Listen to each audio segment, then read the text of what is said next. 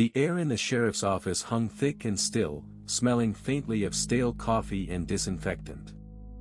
Outside, the perpetual rain of coastal Oregon was a constant, drumming soundtrack to the quiet despair of the town of Havenwood. It was the kind of place where nothing much happened, and when it did, it was usually depressingly mundane: a drunk driving incident, a domestic dispute, maybe a missing dog. That suited Deputy Ben Carter just fine.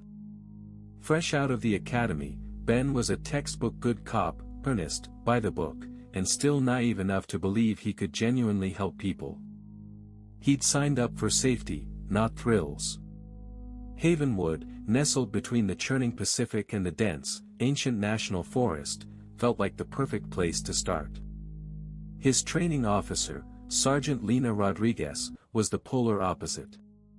A woman whose face seemed permanently etched with the weariness of seeing too much. Lena had been the only law in Havenwood for 15 years. She had eyes that missed nothing and a voice that was a low, gravelly monotone, rarely betraying emotion. Another dead end, Ben, Lena sighed, sliding a thick file across the scarred wooden desk. The case file was titled The Ravenwood Disappearances. It was the town's ghost, the cold case everyone talked about in hushed tones, the reason Havenwood wasn't quite as safe as Ben had initially thought. 4 people, Sergeant, Ben said, flipping through the sparse, unsettling pages. All over the last 7 years. All from the edges of the forest. And all they left behind was nothing. No struggle, no forced entry, no ransom note. Just gone. Like the woods swallowed them whole, Lena finished, staring past him at the rain-streaked window. Look at the pattern, Ben. The first one, Amelia Thorne, a teenage hiker. The last one, Marcus Vance, a local park ranger. Different ages, different backgrounds, separated by years. No connection. Except for the location, Ben pointed out, tapping a topographical map pinned to the inside cover. Red circles marked the 4 known starting points. All were within a 2-mile radius of an old, abandoned logging trail known locally as the Widow's Path. That path has been closed for 30 years, Lena countered. Overgrown, dangerous. No one goes down the Widow's Path. Just then, the static of the police scanner crackled to life, cutting through the silence. Dispatch to Unit 3. We have a 911 call. Report of an unauthorized vehicle, an older model blue sedan, parked and idling on the shoulder of Route 101, just at the entrance to the Widow's Path trail. Caller reports the driver's side door is ajar and no one is inside. Lena and Ben exchanged a look that was a sudden, electric surge of adrenaline. Well, I'll be damned, Lena muttered, grabbing her rain slicker. Let's go, rookie. Time to see if the woods are open for business again. The blue sedan was a rusted, late 90s Ford Taurus, steaming slightly in the downpour. The driver's door was indeed hanging open, its interior light a sickly yellow glow in the deepening gloom. A single, small leather duffel bag sat neatly on the passenger seat. Ben felt an immediate, sickening drop in his stomach. This wasn't a flat tire. This was too neat, too quiet. Keep your hand on your sidearm, Ben, Lena instructed, her voice low and tight as she approached the vehicle. She used a gloved hand to run her flashlight beam over the interior. Wallet, keys, and phone are all gone. But look at this. She pointed to the dashboard. Lying on the passenger side floor mat, almost hidden by the edge of the seat, was a single object, a child's worn, wooden top. It was painted red and white, but the colors were chipped and faded, its point blunted from years of use. It looked utterly out of place. Ben knelt, looking closer. It's a toy. Maybe they were traveling with a kid. The missing individuals, they never had kids that went missing with them, Ben, Lena said, her voice now barely a whisper. She looked up, past the Taurus, and into the black maw of the forest entrance. A faint, almost imperceptible sound reached them over the pounding rain, a low, melodic whirring. Ben frowned, lifting his head. "Sergeant, do you hear that?" Lena froze. Her flashlight beam, which had been sweeping the dense undergrowth, suddenly steadied on the exact spot where the sound seemed to originate, about 20 feet down the overgrown, muddy trail. The whirring stopped. The silence that followed was heavy, absolute, and wrong. "That's the hook, Ben," Lena said, her voice strained. "That's how they've always found the vehicles. And this time, we were here for it." She didn't mean the sound of the rain. She meant the sound of a small, wooden top, spinning perfectly, then coming to rest. A calling card. A taunt. "Who owns the car?" Ben asked, pulling out his notepad, his heart hammering against his ribs. Lena stepped back from the open door, a profound dread settling over her features. She looked not at the car, but back at the trees.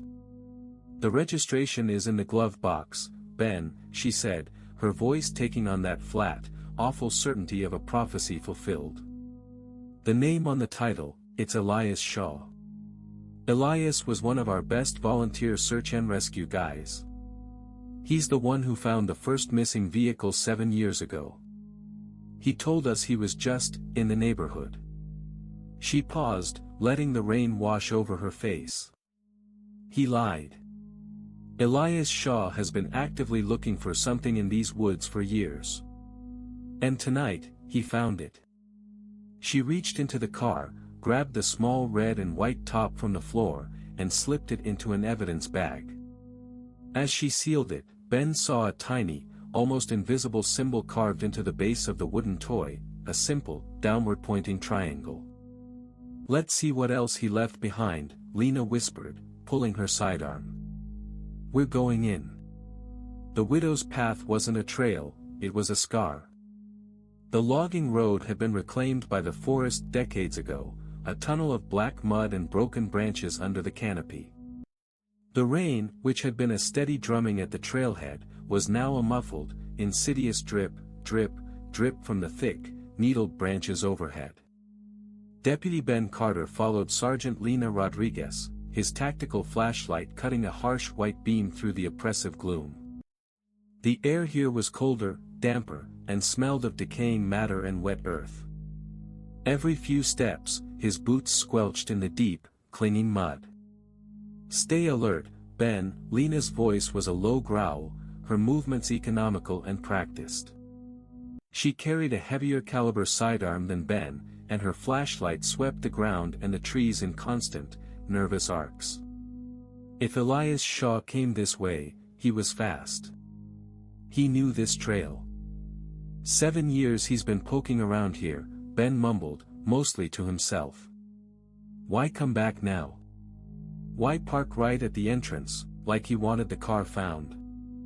Because whatever took him, or whatever he was chasing, is getting bolder, Lena replied, pausing to examine a broken twig. And it's always done this, Ben. Left the bait. The car is the hook, the forest is the trap. About 50 yards in, they found the first tangible sign of Elias Shaw.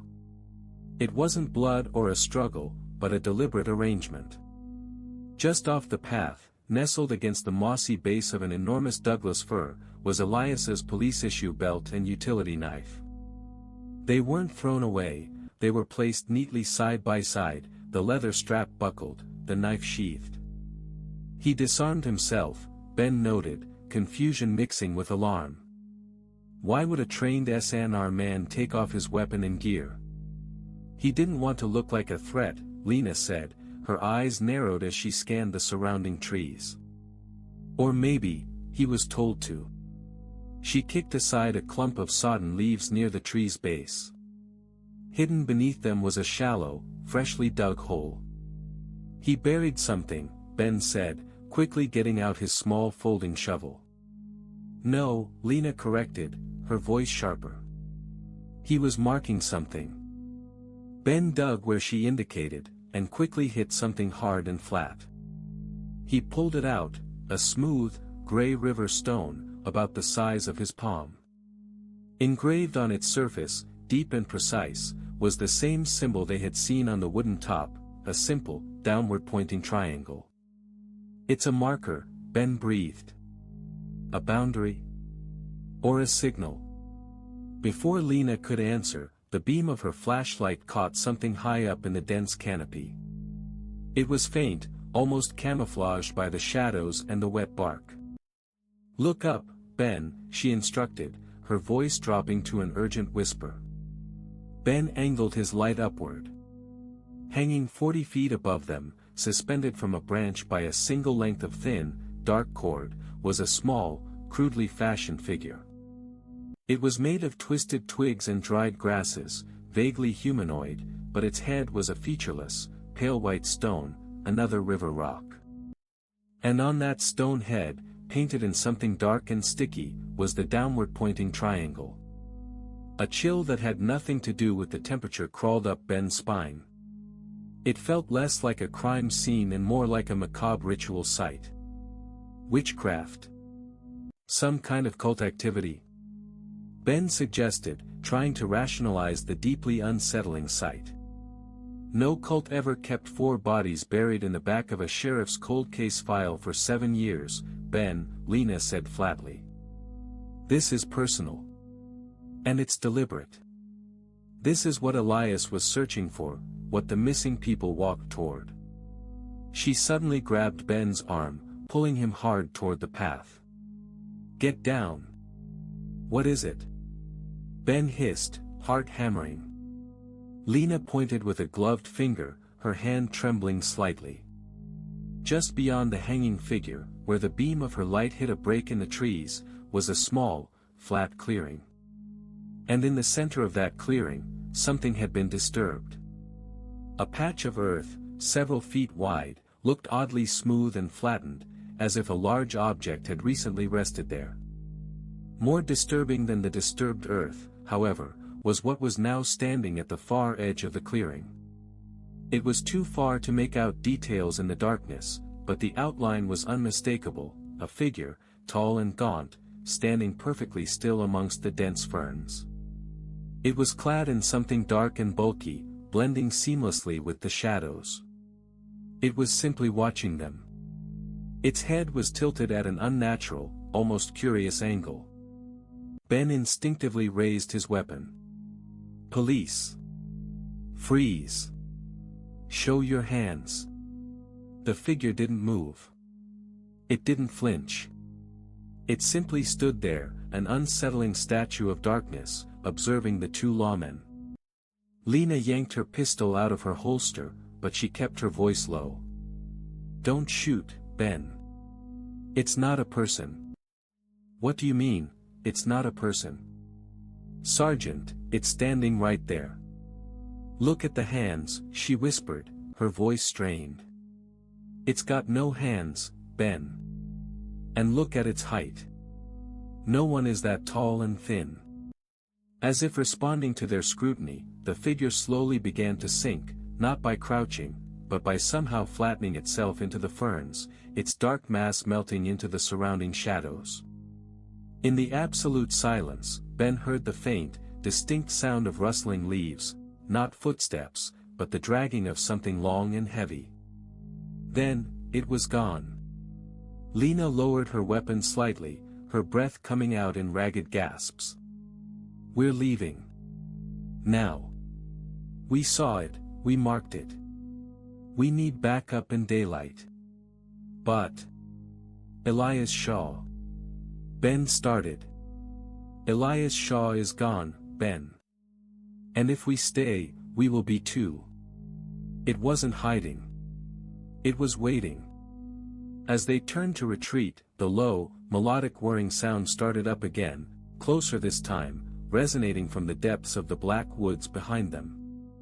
Ben didn't need to look to know what it was, the small, wooden top, spinning on its side, a chilling sign-off from the darkness. They ran. They burst out of the woods and scrambled back to the patrol SUV, dripping wet and breathing hard, the constant downpour feeling suddenly less menacing than the silence they had just escaped. Lena jammed the key into the ignition, the engine roaring to life with welcome noise. She didn't bother with the radio until they were halfway back to town, the bright, civilized beams of the headlights slicing through the rain on Route 101. Dispatched to sheriff's office, she finally grated into the mic, her voice betraying none of the panic Ben knew she felt. Unit 3 is returning to station. We have a confirmed missing person, Elias Shaw. Vehicle secured. Requesting full containment of the Widow's Path trailhead immediately. No one is to enter until forensic daylight team arrives. Containment. Sergeant, we saw something back there, Ben said, peeling off his gloves. We have to report that figure. The carvings. The twisted dolls. Lena glanced sharply at him. We report the facts, rookie. Missing person, evidence of forced abandonment, possible ritualistic markings at the site. If you put tall, thin, handless man melting into the ferns in a formal report, you'll be on desk duty in the morning. We need evidence the lab can process, not ghost stories.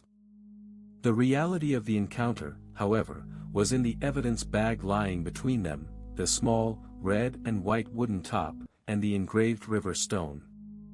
Back at the station, the fluorescent lights felt too bright, too clinical. Lena immediately started processing the items. Ben, still shivering despite the heater, tried to pull up everything he could on Elias Shaw, his history, his movements, and, most importantly, his involvement in the original Havenwood disappearances. Elias Shaw hadn't just found the first missing vehicle 7 years ago, he had been the one to call it in. He was a hero in the small town, a dedicated volunteer who assisted the sheriff's office frequently. He was also a passionate amateur photographer.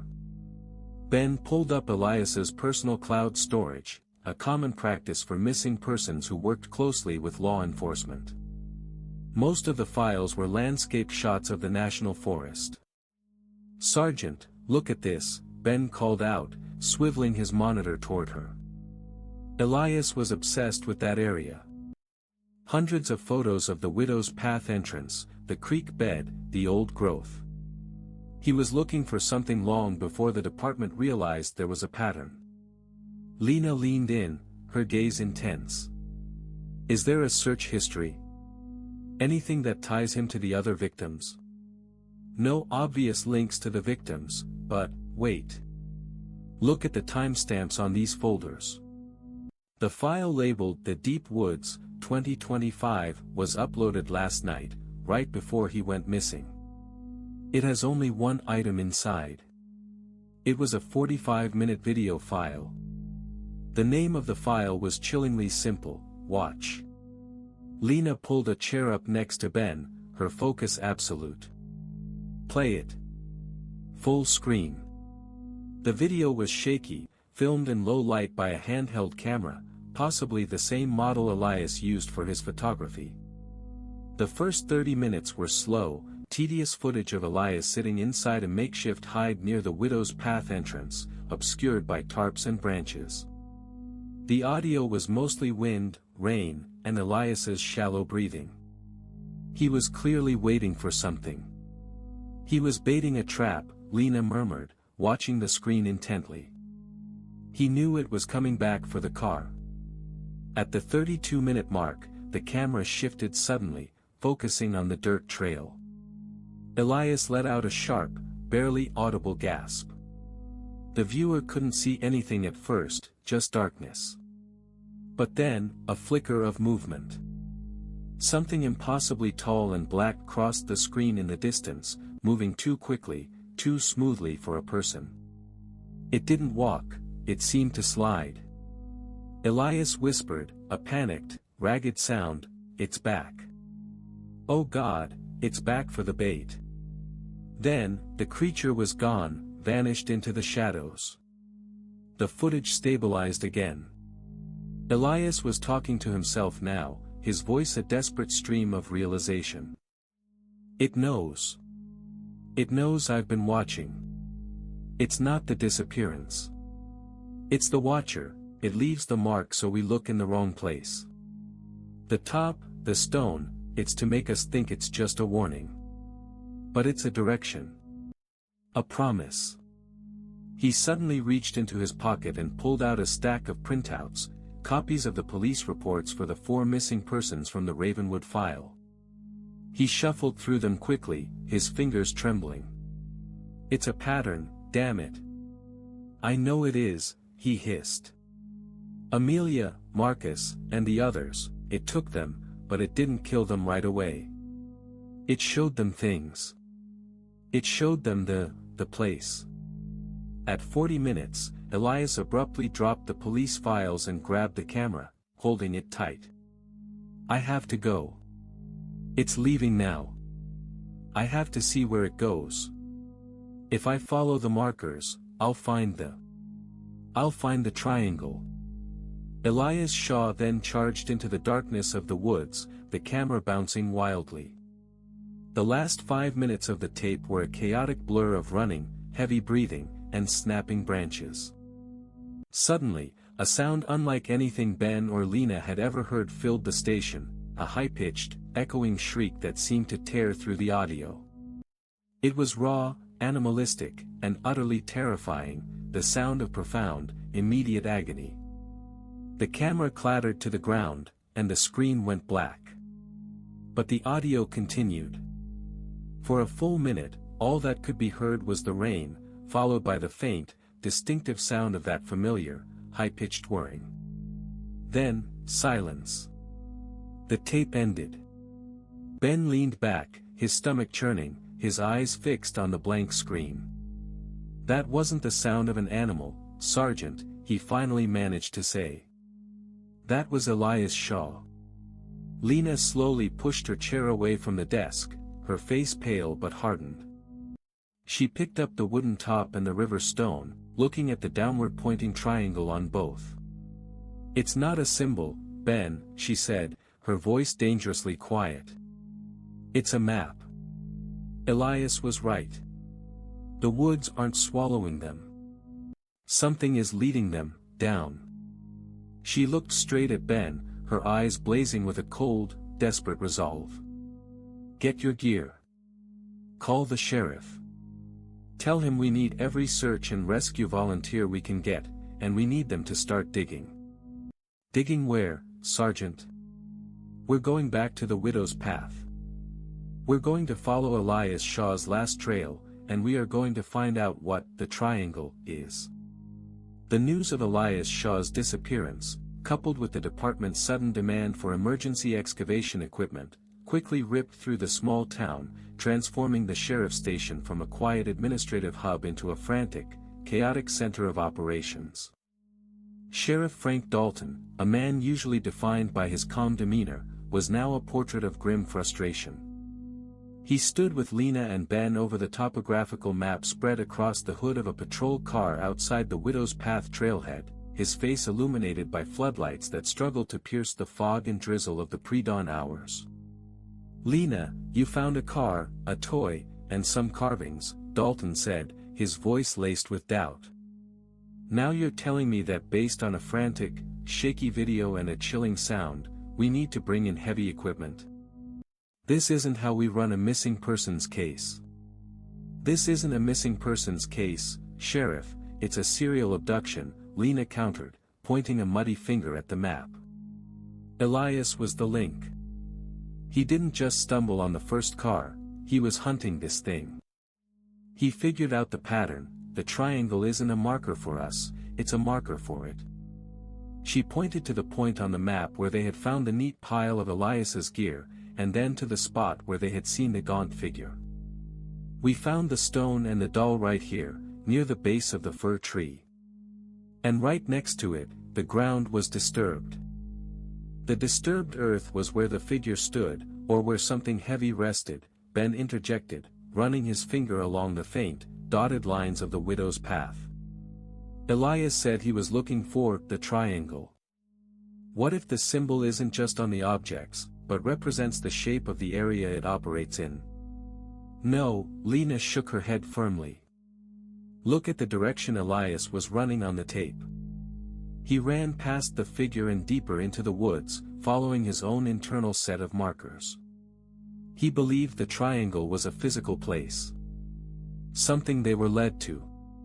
Dalton sighed, running a hand over his tired face. Fine. We authorize a limited excavation around that fir tree. We'll start with a few volunteers and ground-penetrating radar. But if we hit bedrock, Lena, you are off this case.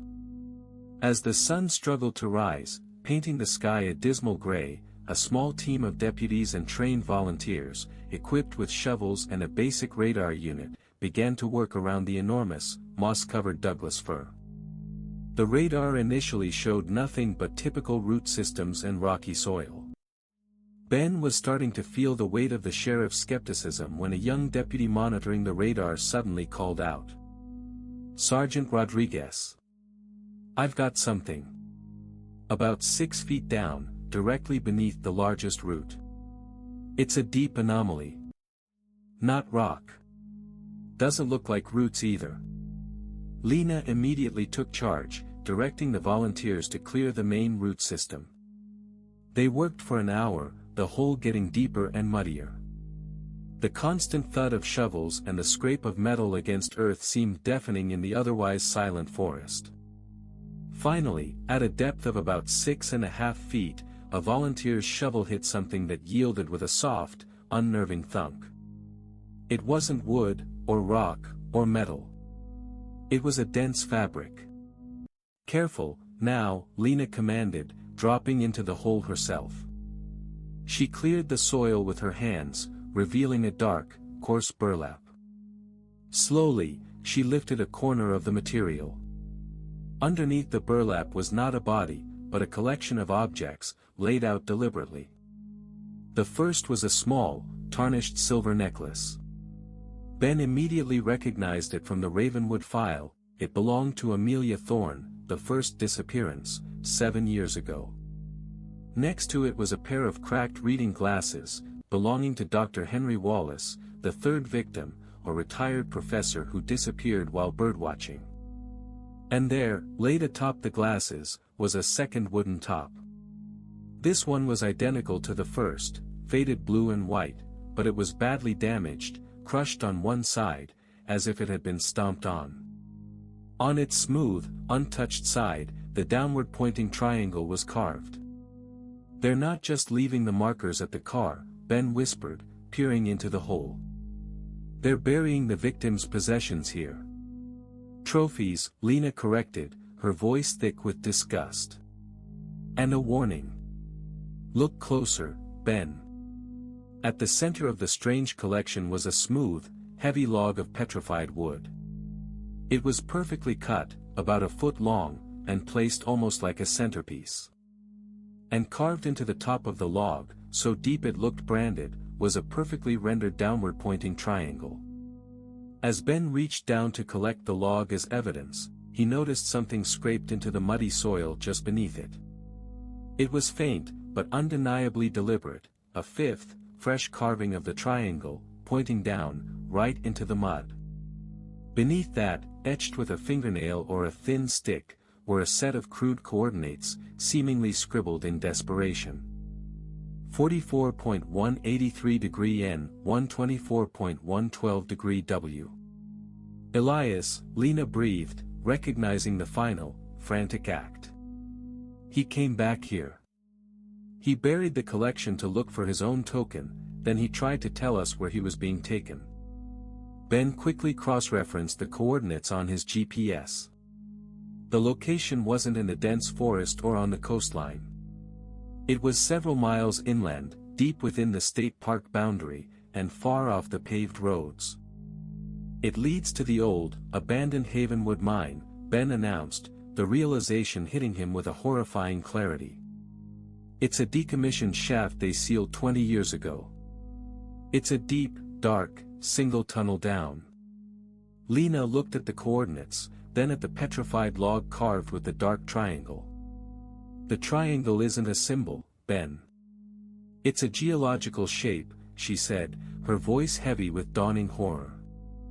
An inverted pyramid. It means they're not in the woods. They're underground. Sheriff Dalton, who had approached the hole, looked from the coordinates to Lena, and finally to the disturbed earth around the massive root system.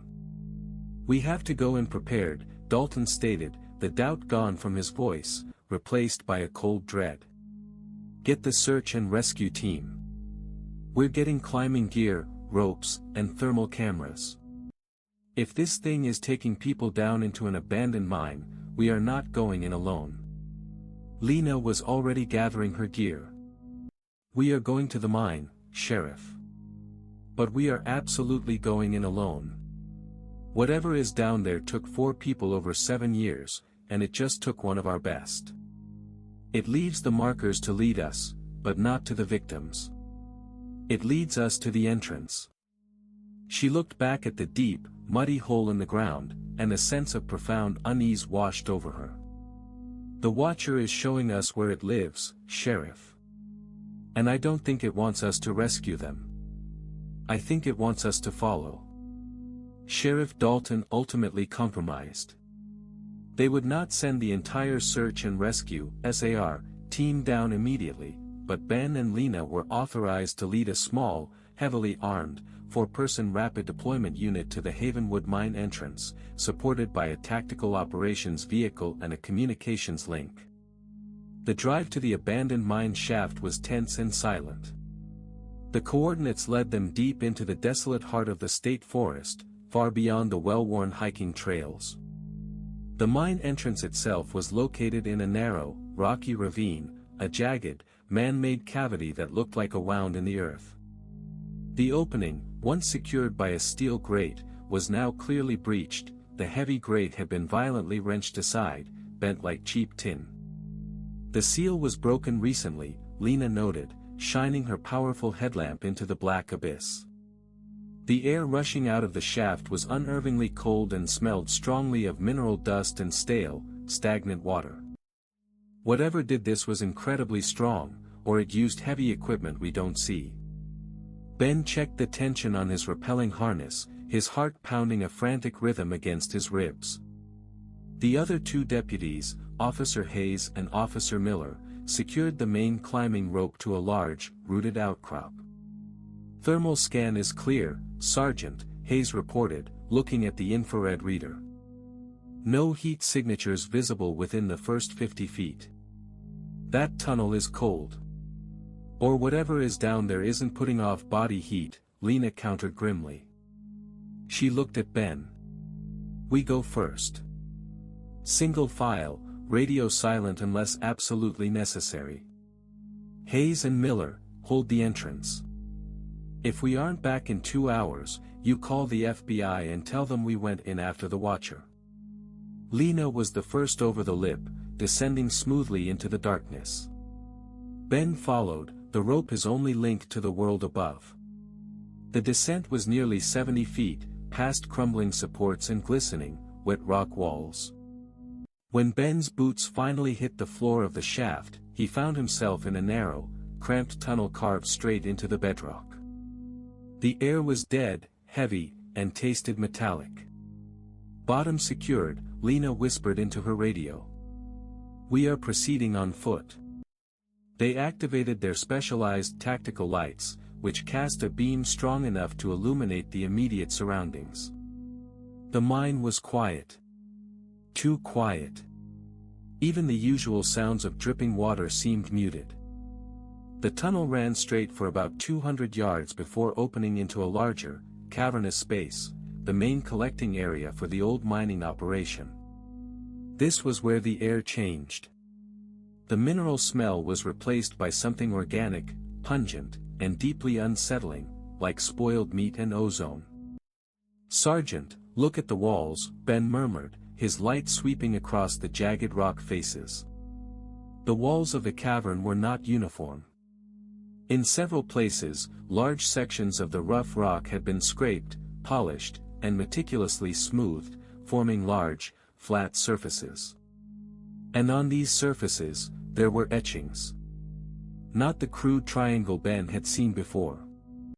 These were complex, swirling patterns, unlike any known language or cave art. They looked like maps of star clusters that had collapsed in on themselves, all revolving around one central, recurring image, the downward-pointing triangle, now rendered with almost worshipful detail. "This wasn't a mine," Lena whispered, her voice tight with awe and dread. "This was a temple. Or a gallery." As they moved deeper, they noticed the floor was dry, almost unnaturally so, covered in a fine layer of disturbed dust. They followed the clear prints of heavy, rubber-soled work boots, Elias Shaw's prints. Elias's tracks led them directly across the cavern to a smaller, secondary tunnel. This tunnel was barely wide enough for one person and sloped downward sharply, forming the point of an inverted V with the main shaft they had descended. As they approached the secondary tunnel, Ben's light caught something lying against the wall. It was Elias Shaw's cell phone. It had been meticulously placed on a small, elevated ledge of rock, its screen cracked, but still lit. Lena picked it up with a gloved hand. The camera application was open, and the last image captured was displayed. It was a terrifying, close-up photograph. The image was dark and blurry, but the central subject was clear, a massive, obsidian black shadow, filling the frame. But what made Ben gasp was the detail in the middle of the darkness, a single, pale, unblinking eye, enormous and focused, staring directly into the lens. The reflection of the camera flash was a sharp, perfect pinprick in its black depths. "He got too close," Lena whispered, slipping the phone into an evidence bag. Then, they heard it. It was a sound they both recognized instantly from the chilling ending of Elias's video, that same high-pitched, metallic whirring. But this time, it wasn't distant. It was immediately ahead, coming from the descending tunnel. Lena gripped her weapon, her knuckles white. "It's waiting." Ben cautiously approached the opening of the narrow tunnel, shining his light down the treacherous slope. About 10 feet down, the light hit a small, flat area in the rock. And there, spinning wildly with impossible energy, was the red and white wooden top. The whirring sound was deafening in the confined space. And next to it, partially obscured by shadow, was a boot. Elias Shaw's boot. Attached to a pair of uniformed legs, descending into the pitch black below. "He's still alive," Ben gasped, starting to move forward. "We have to go after him." Lena put a hand out, stopping him. "Wait. The top, look at it, Ben." The top wasn't just spinning, it was vibrating so violently it was shaking the surrounding rocks. And as they watched, the spinning top began to glow. Faintly at first, then brighter and brighter, until it was a harsh, pulsating red light in the dark. The whirring suddenly stopped, replaced by a loud, high-tension snap. The light on the top went out, and the small object exploded into a dozen tiny, jagged pieces of wood and paint. At the exact same moment, from the darkness below, a new sound erupted, a sound of splintering wood and groaning metal, followed by a heavy, grinding rush of water. The ground around their feet began to vibrate intensely. The air pressure dropped, and the distinct, cloying smell of stagnant water and ozone surged up the tunnel. "It's a trap, Ben!" Lena yelled, shoving him backward. It just destabilized the shaft. A cacophony of cracking rock and pouring water echoed from the depths. Then, a single, horrifying noise cut through the chaos, a desperate, choked cry for help, quickly swallowed by the rising, rushing sound of an incoming flood. It was Elias Shaw. The tunnel was collapsing. The explosion of the wooden top was a clear signal, not of warning, but of detonation. Before the echoes of Elias Shaw's choked cry could fade, a torrent of icy, black water surged up the narrow, descending tunnel, bringing with it a sickening spray of mud, splintered wood, and pulverized rock. Lena Rodriguez reacted instantly, yanking Ben hard against the wall of the main cavern, away from the immediate rush. Down. Against the rock. The flood wasn't a slow seepage, it was a sudden, violent release. It roared out of the secondary shaft like a subterranean geyser, carrying debris and smashing against the cavern walls. The pressure was immense, instantly filling the main cavern to waist height with freezing, churning water. Ben shielded his face, the frigid water shocking his system. The air was now thick with mineral dust and the terrifying, cloying smell of ozone. His headlamp, submerged for a second, flickered wildly. The entrance. Lena shouted over the din, pointing back toward their exit route, the steep, 70-foot main shaft they had rappelled down. The structural integrity of the mine, already compromised by decades of neglect, was rapidly failing. The water had loosened ancient rock and overburden. A sickening groan echoed through the cavern, and a massive support beam near the entrance shaft splintered with a crack like a rifle shot. A plume of dust and debris cascaded from the ceiling, blocking their main exit. "We're cut off!" Ben yelled, shining his light up at the choking cloud of dust. The beam couldn't penetrate the falling debris. Lena didn't waste a second arguing. She waded through the chest-deep, freezing water, dragging Ben towards the highest, dry section of the cavern, the area covered in the strange, polished etchings. "The radio," she commanded, scrambling onto a narrow ledge of rock. Ben pulled his radio, which had thankfully remained waterproof. He keyed the mic, his voice hoarse. "Unit 3 to Hayes. We have structural collapse. The shaft is blocked. We are trapped in the lower cavern. Do you copy?" Static. Only static. The hundreds of feet of waterlogged rock and the falling debris had severed their communications. "It cut the line," Lena stated, her face grimly determined. "Or the blast sealed us off completely." They were utterly alone, 70 feet beneath the earth, in a collapsing, flooded mine shaft. Ben took a moment to regulate his breathing, turning his light back toward the secondary tunnel, the one that had swallowed Elias Shaw. The flow of water was slowing now, but the tunnel was completely submerged. "Elias is gone," Ben whispered, the finality of the realization hitting him like a physical blow. That was the last cry.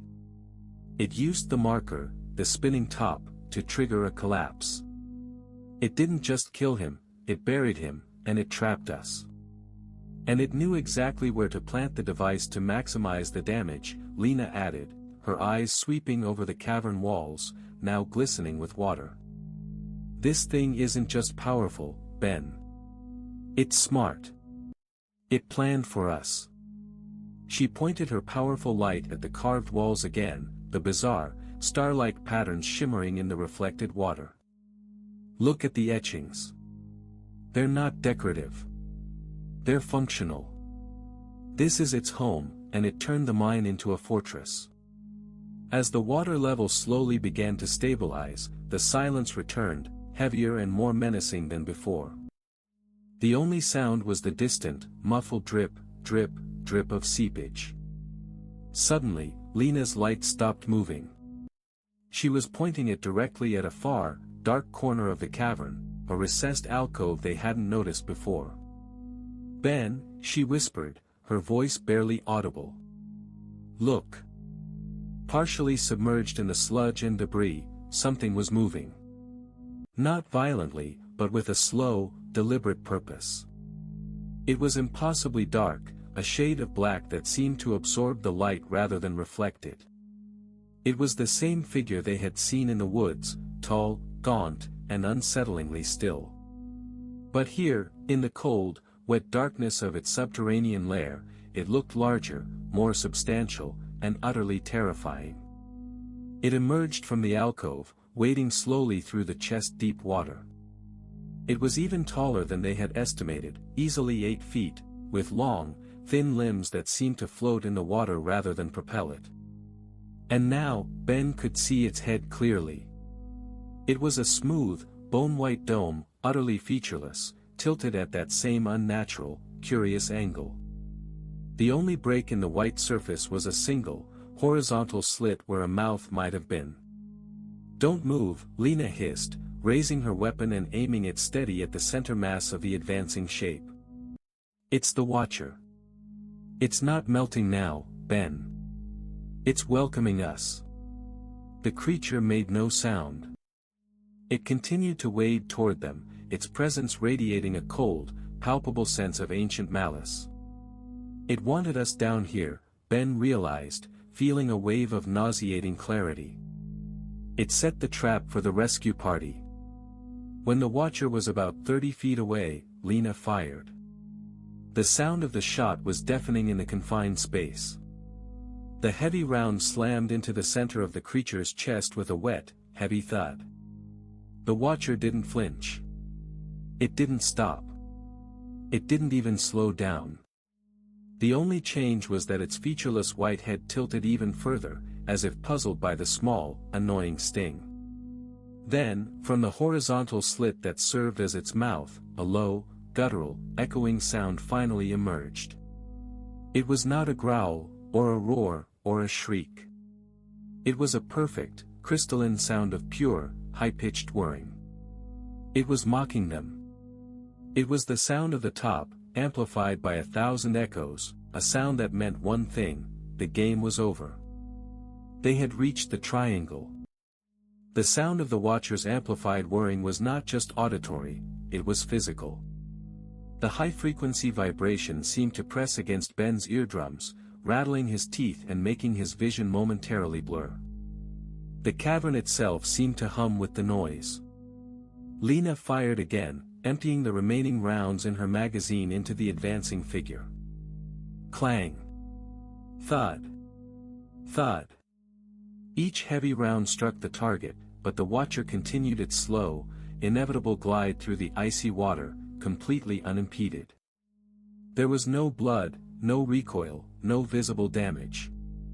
It was like shooting dense rubber or reinforced ceramic.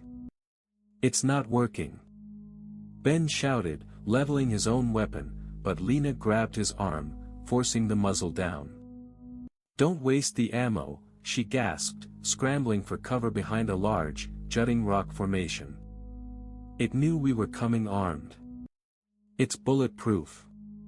The Watcher paused at the edge of the deeper water, its white, featureless head still tilted, observing them with chilling patience. Its long, impossibly thin limbs, now clearly visible, seemed to shift slightly under the surface of the water, like dark, predatory roots searching for purchase. "Look at the water, Ben." Lena pointed her flashlight beam at the surface directly around the creature. The frigid water around the Watcher was behaving unnaturally. It wasn't dripping or flowing, it seemed flat, unnervingly still. It was as if a small pocket of physical reality surrounding the creature was simply nullified. "It's not just big," Ben realized, feeling a cold sweat break out despite the freezing water. "It's disrupting the physics around it." As the Watcher took another slow step toward them, Lena suddenly did something Ben didn't expect. She tossed her empty pistol, a heavy, all-metal weapon, directly at the creature. The pistol flew straight and true, hitting the center of the Watcher's chest where she had fired her last round. But instead of bouncing off or causing a sound, the heavy metal object simply seemed to dissolve upon contact. It vanished in a quick, bright flash of light and a high-pitched hiss, leaving behind only a faint wisp of ozone smoke. Ben stared, horrified. What the hell was that? "Whatever that thing is, it's not organic, and it's not made of anything we understand," Lena said, her voice strained but level. "It neutralizes matter on contact. The bullets, they didn't bounce off, they were instantly vaporized. The damage to the mine, it wasn't a conventional explosion. It used that object, that top, to breach a stabilizing field, causing a controlled, localized collapse." The Watcher finally moved, its actions shifting from slow, predatory waiting to sudden, impossible speed. It lunged forward, traversing the remaining 20 feet of water in less than a second. "Move!" Lena screamed, pushing Ben further onto the ledge. Ben scrambled backward, heart seizing in his chest. As he did, he saw the Watcher's arm extend. It wasn't a human arm, it was a long, tapered appendage of pure shadow, ending not in a hand, but in a wickedly sharp, needle-like point. The appendage shot past them, plunging into the rock wall just inches from Ben's head. Where the tip of the shadow arm penetrated the stone, the solid rock immediately began to smoke and crumble, dissolving into a fine, black dust. "It's trying to melt the rock around us," Ben yelled, realizing the creature wasn't trying to hit them, but trying to access them by dissolving their cover. Lena, ignoring the dissolving rock, frantically shone her light onto the polished, etched section of the cavern wall right next to their heads. "The markings, Ben." Elias said they were a map. "The star patterns, they point somewhere." The Watcher let out another guttural, vibrating whir, and its arm retracted, leaving a smoking, rapidly expanding cavity in the stone. It prepared to strike again. Ben, in a last, desperate attempt, pressed his flashlight beam directly onto the intricate etchings on the rock wall. The light, a high-intensity LED beam, was bright and white. As the beam illuminated the strange, swirling patterns, a powerful, unforeseen reaction occurred. The complex etchings suddenly began to glow, emitting a faint, blue-white light that pulsed with the regularity of a heartbeat. The light spread quickly across the entire polished surface of the wall, growing brighter and hotter. The Watcher froze. Its single, pale head snapped toward the glowing wall. The whirring stopped abruptly, replaced by a hissing sound of intense, momentary pain. The creature recoiled, pulling its elongated body back toward the water, a tangible fear radiating from its posture. It was reacting to the glowing wall with the same instinct a human would show to fire. "The light. It hurts it," Ben shouted, keeping his beam steady on the carvings. "It's not the light, Ben," Lena corrected, her eyes wide with sudden comprehension. "It's the etchings. This whole mine shaft is a giant circuit board. These markings are not symbols, they're technology. And that thing is reacting to the mine's own defenses." The blue light from the etchings intensified, now bathing the entire cavern in an eerie, pulsing glow. The Watcher, completely unable to face the light, dissolved its body back into the dark alcove from which it emerged, moving with incredible speed and fluidity. Within seconds, the cavern was quiet again, the strange light fading back into the rock, leaving only the sound of water dripping and their ragged breathing. They were safe, for now. Lena slammed her shoulder against the rock, exhausted, then looked down at the wall they had illuminated. The etchings were still faint, but Ben's light beam, focused on a specific central node, had left a residue, a clear scorch mark. And there, next to the scorch mark, was a single, tiny, perfectly formed metallic shard, almost invisible against the gray rock. It was the only part of her handgun that hadn't instantly vaporized. "It's a chip," Lena said, picking it up. "It's not just a defense. Elias wasn't trying to send us coordinates from the woods, Ben. He was trying to find a way to power this thing up." She looked at the small, intricate shard of metal. "This mine is hiding something far older and more dangerous than we ever imagined. And if that creature is the guard, I don't want to know what it's guarding. We need to find another exit," Ben said, his voice trembling slightly. "Before it figures out how to shut off the lights." The brief, painful exposure to the etched light had bought them critical time. The Watcher, for the moment, was gone, retreating into the deepest shadows of its lair. "We need to find the power source for those etchings," Lena stated, her voice returning to its characteristic, grim monotone. She used the metallic shard from her evaporated pistol, which hadn't dissolved, to probe the crevices of the rock wall near the glowing patterns. "If we can control this light, we can keep that thing away from us. Ben scanned the surrounding cavern, the flashlight beams cutting through the humid air. The water level was slowly dropping, exposing more of the chamber floor, and more unsettling details. "Sergeant, look at the other side of the cavern," Ben called out, directing his light to a recess opposite the watcher's alcove. Wading through the thick sludge, they found a small, almost perfectly square opening, too regular to be natural. It was hidden behind a thin curtain of mineral stalactites. "Another tunnel," Lena observed, testing the entrance. "Smaller. And dry.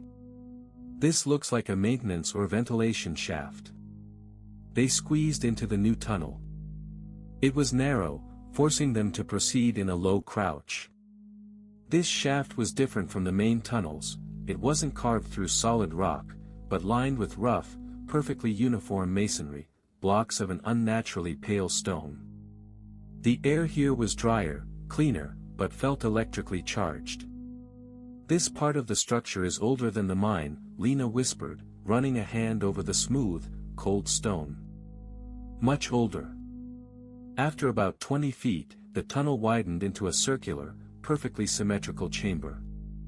Ben and Lena stood upright, shining their lights around the space, and instantly froze. This was the triangle. The chamber was a precise inverted pyramid, carved out of the subterranean bedrock. It was dry, silent, and felt entirely separate from the flooded mine they had just escaped. But it was what filled the chamber that stole their breath. Standing along the walls, positioned exactly to match the points of a triangle, were three massive, cylindrical pillars of the same pale, cold stone. Each pillar was perhaps 10 feet high and covered in more of the intricate, luminous etchings they had seen in the main cavern. They looked like massive, dormant batteries. And between the pillars, arrayed with meticulous, terrifying care, were the victims. 5 figures: Amelia Thorne, Dr. Wallace, Marcus Vance, an unknown fourth person, and finally Elias Shaw, were arranged in a seated position, leaning against the walls.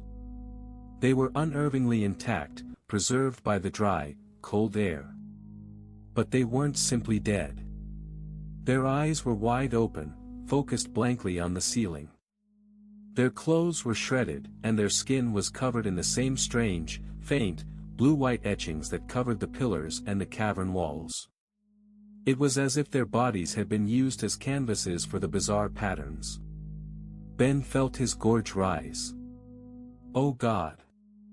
They've been here for years. The patterns, they're on their skin." "They were subjected to the energy," Lena said, her voice hollow. "Look at Elias." Elias Shaw was slumped against the central pillar, still wearing his mud-caked uniform, but his face was tilted up, his jaw slack. His eyes, too, were wide open and fixed. But unlike the others, Elias had a small, crude object clutched tightly in his right hand. Ben approached cautiously, the silence of the chamber amplifying the dread. He gently pried Elias's fingers open. It wasn't a weapon or a tool. It was a Fifth River stone. And etched onto its surface, not in a downward-pointing triangle, but in a desperate, shaky hand, was a different symbol, an upward-pointing triangle, surrounded by a circle. "He got here," Ben whispered, backing away. "He found the place. He tried to send us a final message." Lena examined the pillars closely, running her gloved hand over the cold, energy-conducting stone. The downward triangle was the lure, the way in. The upward triangle, that has to be the exit. Or the activation sequence. She paused, looking from the victims to the pillars, and finally up at the perfectly flat, triangular ceiling. "They're not just victims, Ben. They're part of the system. Look how they're positioned. This chamber is a massive energy collector or transmitter. And whatever is doing this, it uses fear, time, and human bodies as its core component." Suddenly, the intricate etchings on the central pillar next to Elias began to glow faintly, not the fierce blue that repelled the watcher, but a soft, unsettling green. Then, from the pillar, a low, mechanical voice, flat, inhuman, and resonating with the texture of grinding rock, spoke, directed directly at them. Processing. New subjects detected. Accessing archive. Commencing assimilation sequence. Ben spun around, weapon raised, looking for a speaker. What was that? Where did that come from? The pillars. Lena shouted, backing away quickly. The pillar is reacting to our presence. That voice, it's the machine. The watcher isn't the predator, Ben. It's the shepherd. As the green light intensified, the chamber began to hum, and the bodies of the 5 victims, all seated against the walls, began to tremble violently. The geometric etchings on their skin pulsed with the same nauseating green light. A massive, seamless stone panel in the ceiling, the apex of the inverted pyramid, began to slowly, silently slide open, revealing utter, absolute blackness above. It's opening the extraction point. Lena cried out. It's taking them, and now it's taking us. She grabbed the stone from Ben's hand, the one with the upward-pointing triangle, and frantically pressed it against a visible seam on the glowing central pillar. There was a high-pitched, electric crack. The green light vanished. The trembling stopped. The eerie mechanical voice ceased mid-word. The ceiling panel, half open to the black void, froze. The chamber fell into absolute, terrifying silence. Elias knew the override, Lena panted, clutching the stone. The upward triangle is the emergency stop. We have to get out of here, Ben.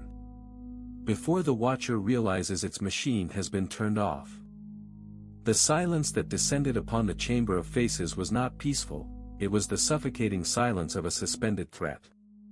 The massive extraction panel in the ceiling hung halfway open, a black, soundless portal to an unknown space. The key is this stone, Lena breathed, her eyes darting between the static, unmoving bodies of the victims and the dark mouth of the ceiling panel. Elias wasn't just searching for the watcher, he was reverse engineering the system. He found the override. Ben, still reeling from the sight of the etched bodies, gripped his flashlight tighter. The upward triangle, the escape route. But where is it, Sergeant? How do we use it to get out? Lena turned the stone over in her hand, examining the crude, hurried lines. The downward triangle points down, into the earth, into the machine. The upward triangle points up, toward the surface. But we are trapped by the collapse in the main shaft. She walked quickly to the 3 massive stone pillars that formed the vertices of the pyramid, her light sweeping over the complex etchings. The pillars are transmitters, she theorized.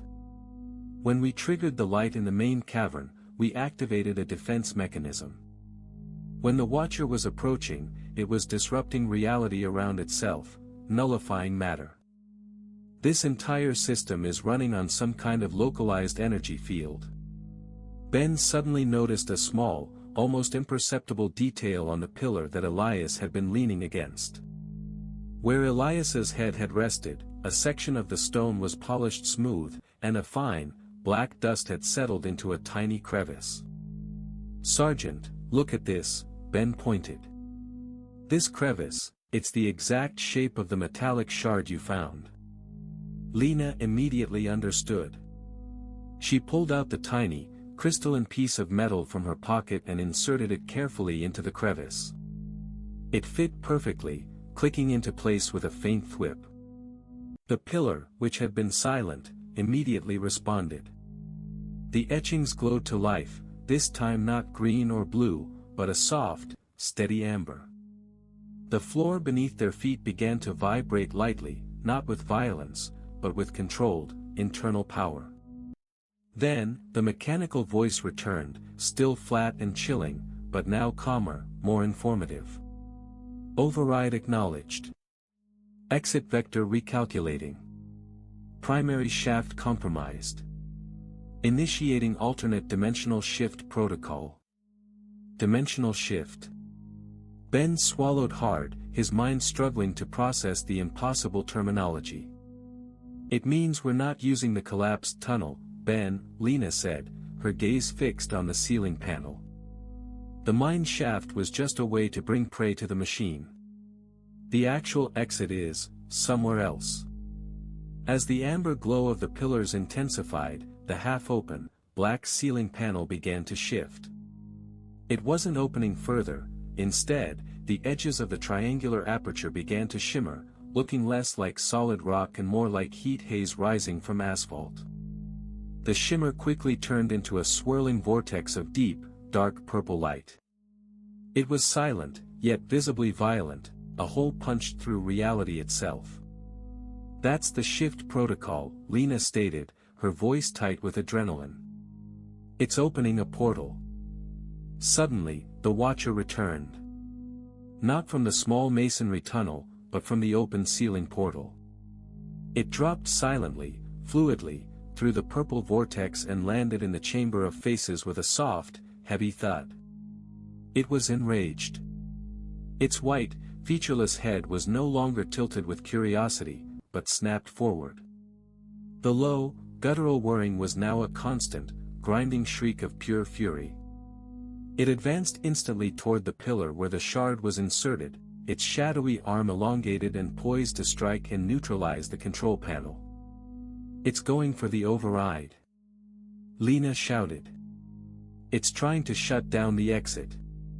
Ben didn't hesitate. He grabbed the only remaining tool he had, his heavy-duty tactical flashlight, and, with a shout, threw it with all his strength at the creature's head. The flashlight, hitting the smooth, pale dome, vanished instantly with the same bright hiss as Lena's pistol. But the distraction worked. The Watcher hesitated for a fraction of a second, its long, shadowy arm retracting from the pillar. "Go, Ben. Now!" Lena yelled, already scrambling to the base of the central pillar, preparing to climb. Ben, without a thought, scaled the smooth stone pillar, using the small indentations of the etchings as finger and footholds. He reached the rim of the aperture just as the Watcher surged forward. He looked down. Lena was right behind him, her hands clawing for purchase.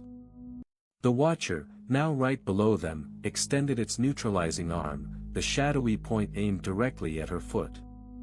"Lena, your flashlight!" Ben screamed. Lena didn't hesitate. She tossed her powerful headlamp into the purple vortex above them. As the light hit the swirling energy, the vortex flared violently, a blinding explosion of purple and amber light that momentarily overloaded Ben's senses. The Watcher shrieked, recoiling again from the sudden burst of energy, momentarily shielding its pale, dome-like head. That was all the time they needed. Ben hauled Lena up and over the lip of the aperture, and they plunged together into the swirling, violent darkness of the purple vortex. The last thing Ben saw before the world dissolved into light and noise was the pale, enraged face of the Watcher, staring up at them from the Chamber of Faces, its body beginning to vibrate with a high-pitched, deadly whir. Then, everything went black. The transition through the dimensional shift protocol was instantaneous and brutal. Ben felt a violent lurch, a crushing sense of pressure, and a noise like 1,000 shards of glass shattering at once. It was a sensation of being disassembled and reassembled in a different location. He landed hard on rough, freezing dirt, the impact driving the air from his lungs. Above him, the rain was still falling. Ben blinked, disoriented. The smell of wet pine needles and cold, clean air replaced the metallic, ozonic stench of the mine. He was lying in a small, dense clearing, surrounded by ferns and towering Douglas firs. "Lena! Sergeant," he gasped, scrambling to his feet. Lena Rodriguez was lying a few feet away, covered in mud and gasping for air, her eyes wide and staring at the sky. She was visibly shaken, her usual iron composure fractured. "We made it," she croaked, sitting up slowly. We're on the surface." Ben looked around frantically, his internal compass spinning wildly. There was no sign of the mine entrance, no jagged ravine, no sign of the patrol vehicle they had left parked miles away. "Where are we?" Ben asked, pulling out his compass. The needle spun uselessly, twitching back and forth as if caught in a powerful magnetic field. "The machine dumped us out," Lena said, clutching the river stone with the upward-pointing triangle. "The shift protocol didn't take us back to the mine entrance, it took us to the nearest secure exit point." She pointed to the ground beside her. Scraped into the damp earth, barely visible, was the final signature, a perfectly etched, downward-pointing triangle. "It still leaves its mark," Ben muttered, his heart still hammering. "Even here." "No," Lena corrected, pointing further into the clearing. "This is Elias's mark." Lying half-buried in the moss was a piece of crumpled, waterlogged paper. It was a page torn from a sheriff's department notepad. The paper was clearly marked with the department header, and written across it in Elias Shaw's unmistakable handwriting were two frantic, scrawled sentences. "The shift isn't spatial. It's temporal. Get out." 1985. Ben's blood ran cold. 1985? What does that mean? We didn't travel in time, did we? Lena looked around, her eyes slowly focusing on the details of the clearing. "Look at the trees, Ben. These firs, they're younger. Not the old growth near the widow's path. And look at that." She pointed to a small, wooden signpost hammered into a tree. The wood was faded and cracked, and the paint was peeling, but the text was legible: Havenwood Mine, Primary Access Road. "This mine access road was decommissioned and fully reforested 10 years ago," Lena said, her voice dropping. "We drove past the sealed entrance 3 hours ago. This area is supposed to be solid forest now." "We are not in 1985, Ben insisted, trying to rationalize. "The clothes, the technology. The machine is a temporal collector, Ben," Lena whispered, pulling him low into the ferns. Elias realized the victims weren't just being taken from the forest, they were being collected across a time-space overlap centered on the mine. She pointed towards the dense tree line. "The Watcher is probably still trying to figure out how to reset its system after we triggered the override. We have to get out of this temporal pocket before the system restabilizes and it comes for us." As she spoke, a sound began to travel through the woods toward them, a low, rhythmic thud-thud-thud. It was heavy, and it was moving quickly. "It's a vehicle," Ben said, relief washing over him. "We can flag it down." "Wait." Lena grabbed his arm, pulling him back. "If this is an overlap, we don't know who, or what, is driving that car." A battered, mint-green pickup truck, the kind that went out of production decades ago, suddenly rounded the corner of the dirt track. It skidded to a stop near the signpost. 2 men jumped out. They were dressed in faded, heavy-duty utility clothes, carrying old-fashioned flashlights and heavy axes. They looked like mine security. "We have to warn them." Ben started to stand up. "No, Ben. Look." Lena pulled his head down fiercely, pointing to the 2 men. The second man, heavy-set and wearing a bright yellow hard hat, looked familiar. Very familiar. "That's Marcus Vance," Lena said, her voice shaking. "Marcus Vance, the park ranger who disappeared 7 years ago." The man looked exactly as he did in the missing persons file, younger, healthier, and clearly alive. He was arguing heatedly with his partner. 7 years ago was when we knew him," Lena whispered, her eyes wide with a terrifying realization.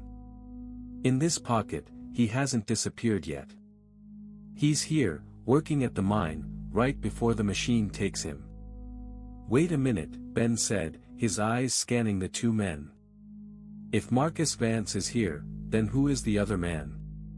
The first man, tall and lean, with a clean-shaven face and the intensity of a zealot, turned and pointed directly up the dirt road, toward the main Havenwood mine entrance, the one that had been sealed 20 years ago. The man turned his head, and his eyes, cold, hard, and utterly recognizable, stared right into the hiding place. The other one, Lena whispered, her face pale with horror. That's Elias Shaw. Years younger. Before he joined the sheriff's volunteers. He's working security at the mine. The younger Elias Shaw grinned, a wide, unervingly knowing smile, and spoke to the park ranger, his voice carrying clearly on the cool, damp air. It's nothing, Marcus. Just some movement in the brush. Probably a deer. He paused, pulling a small, red and white wooden top from his pocket and spinning it quickly on the hood of the truck. The soft, metallic whirring filled the clearing. But I do know what to do about vermin, Elias added, looking straight at their hiding spot, his eyes gleaming. I'll check the main shaft seal. Let's make sure we haven't attracted any unwanted attention. The whirring stopped. The younger Elias and Marcus Vance got back in the mint green truck and drove slowly up the unpaved road, toward the main mine entrance, toward the place that should not exist. Lena and Ben were trapped in a temporal echo, and the past Elias Shaw, the original architect or accomplice of the disappearances, knew exactly where they were. We have to move, Lena said, pulling Ben to his feet. We didn't escape the Watcher, Ben. We escaped the machine. But the real enemy, the one who set the trap, is still here. And he's younger, stronger, and he's waiting for us. Ben and Lena moved silently and quickly, paralleling the dirt road through the dense undergrowth, maintaining a terrified distance from the sound of the retreating mint green truck.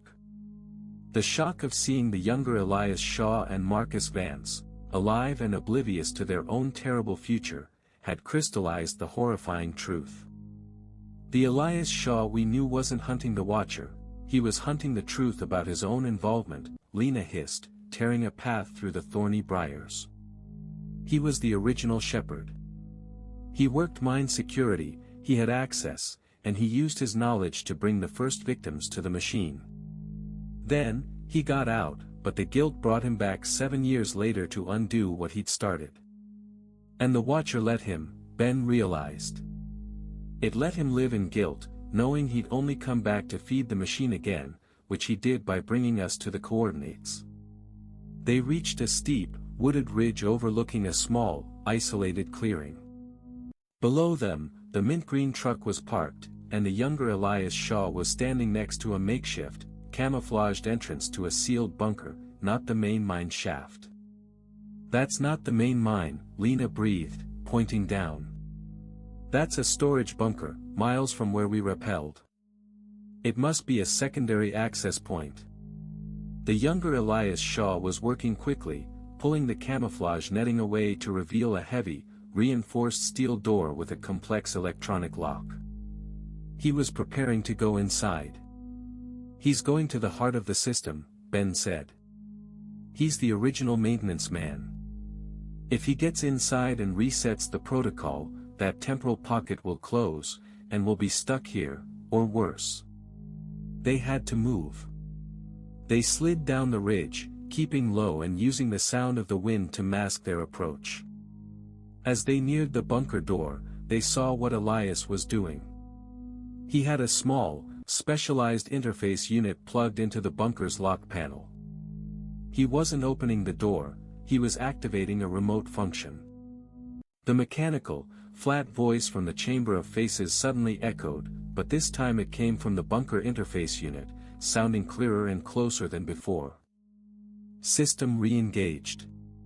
Temporal stabilization initiated. Commencing prey retrieval sequence. He's brought the machine back online. Lena shouted, sprinting toward him. Elias Shaw spun around, his eyes wide and malicious. He wasn't surprised, he was expecting them. He dropped the interface unit and snatched a heavy-duty bolt cutter from the ground, holding it like a club. "You should have stayed buried, Officer Rodriguez," Elias sneered, a terrifying mix of the familiar and the utterly alien in his youthful face. "You and the rookie, you're not meant to be here. This timeline is sealed. You let us down there, Elias." Ben yelled, charging him. "You engineered this whole thing, waiting for the system to pick up the next batch of samples." "Samples?" Elias laughed, a harsh, brittle sound. "The Watcher doesn't kill them, rookie. It utilizes them. It integrates their unique perception of time and fear into its own existence. It's the ultimate collection. And I built the door for it." He swung the heavy bolt cutter wildly. Ben ducked the blow, the heavy steel whistling past his head. Lena, ignoring the fight, rushed past them and slammed her shoulder into the steel bunker door. "Ben! The stone! Where's the stone?" "It's on the ground." Ben yelled, wrestling the powerful, younger man. Elias, momentarily distracted, lost his grip on the cutter. Ben shoved him hard, sending him sprawling into the brush. Ben scrambled for the river stone with the upward-pointing triangle. Elias Shaw, however, regained his footing instantly. He lunged at Ben, his eyes focused entirely on the stone. He didn't want to fight, he wanted the override. "Give me that." Elias roared, his hands snapping out like a predator's. Just as Elias's fingers brushed the stone, Lena grabbed a handful of black, mineral-rich soil from the ground and hurled it directly into his face. Elias staggered back, coughing and blinking. "The mine dust," Lena shouted to Ben. "It hates the energy conductors." Ben, seizing the opportunity, slammed the stone with the upward triangle against the now glowing panel of the bunker door. The effect was instantaneous and violent. The amber light of the system went out, replaced by a blinding, flashing red light. The machine's automated voice shrieked, this time in panic. "Critical system failure. Temporal stability lost. Initiating hard reboot. Exit vectors compromised." The air around them began to crackle with an intense, localized static electricity. The trees on the ridge seemed to shimmer, and the faint, distinct sound of high-pitched whirring began to bleed into the clearing from multiple directions at once. The Watcher was returning, drawn by the catastrophic system shutdown. Elias Shaw, coughing and spitting, saw the flashing red light and the swirling air. His face contorted in a look of profound, terrified realization. "You fool! You killed the system. Now there's nothing to stabilize the overlap." He didn't run. Instead, he grabbed the interface unit, now sparking wildly, and slammed it against the door. He was desperately trying to re-engage the power. "He's trying to save the machine, not himself," Lena shouted. "We have to go," Ben yelled, grabbing Lena's arm. As the sound of the whirring intensified, the air in the clearing tore open. Not one portal, but 3 small, silent, black apertures opened simultaneously above the bunker. And from each one, a shadowy, elongated arm descended. "The Watchers!" Lena screamed. "It's not 1. It's 3. They're coming through the breach." Elias Shaw, still grappling with the sparking interface unit, looked up just as one of the shadowy arms descended upon him. He didn't even have time to scream. The limb touched his chest, and with a blinding flash of white light and a sharp hiss, the younger Elias Shaw vanished. Neutralized. Removed from the timeline he had tried to protect. Ben and Lena didn't wait. They ran toward the ridge as the 2 remaining shadowy arms retracted, having completed their lethal task. The air was thick with the scent of ozone and the terrible, grinding sound of a system trying to rewrite reality. They didn't look back. They just ran, driven by the chilling knowledge that they hadn't defeated the system, they had merely caused a critical error, and now the machine's true guards were active. Ben and Lena scrambled up the steep, wooded ridge, their lungs burning and their legs screaming in protest.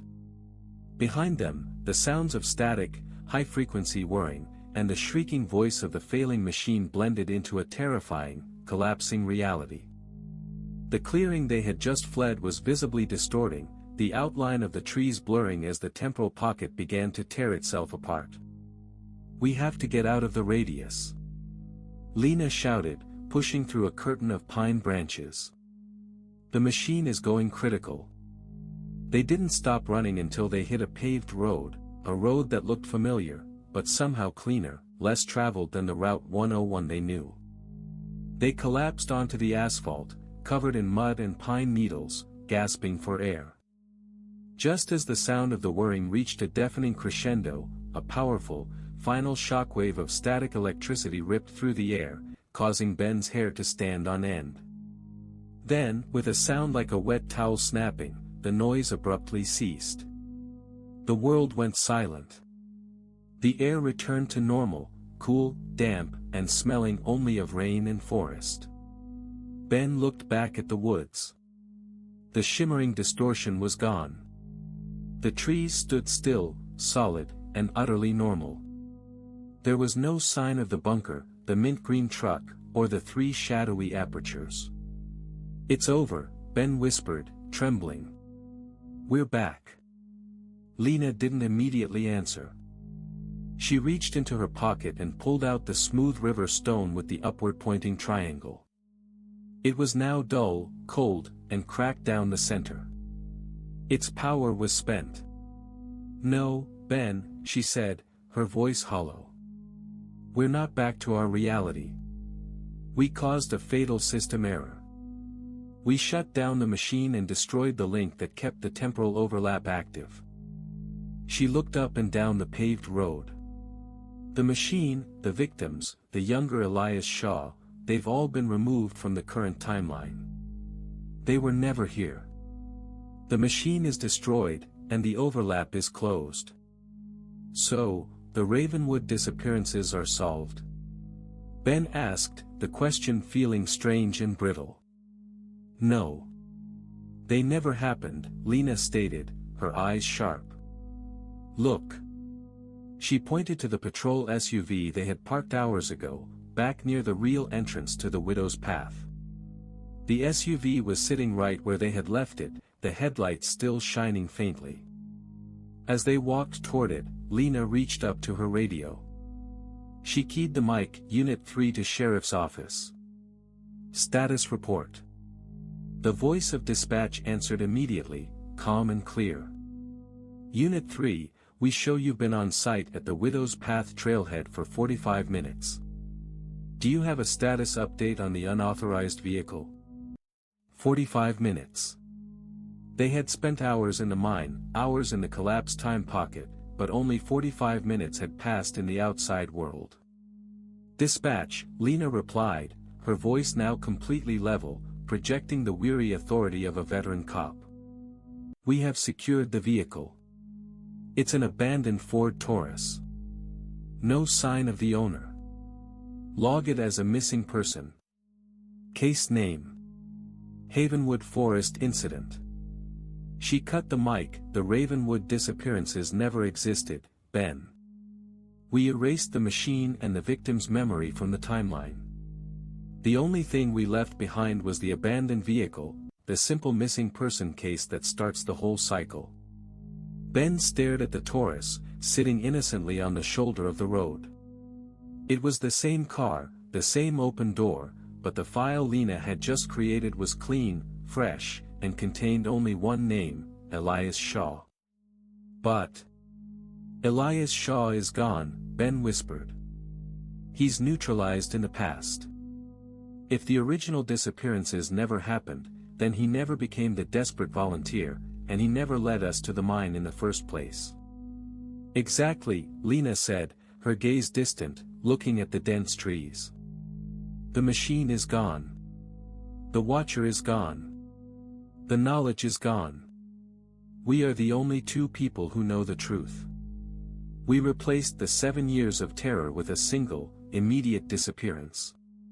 She opened the door to the patrol car. A file sat on the passenger seat, the thick Havenwood disappearances file that had obsessed them earlier that day. Lena picked it up. It felt thin, empty. She opened it.